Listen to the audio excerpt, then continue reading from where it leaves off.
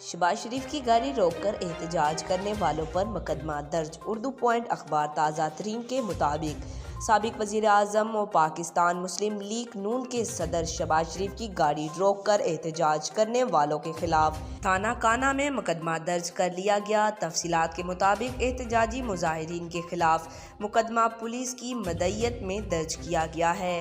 मुकदमा कार सरकार मदाखलत, पुलिस एहलकारों की वर्दी फाड़ने समेत दीगर दफात के तहत दर्ज किया गया।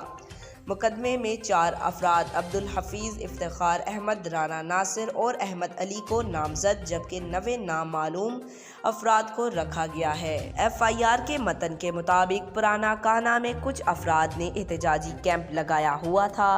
अचानक ये अफराद फिरोजपुरा रोड पर आ गए। रोड पर एहतजाज करने से ट्रैफिक जाम हो गई और शहरियों को मुश्किलात का सामना करना पड़ा।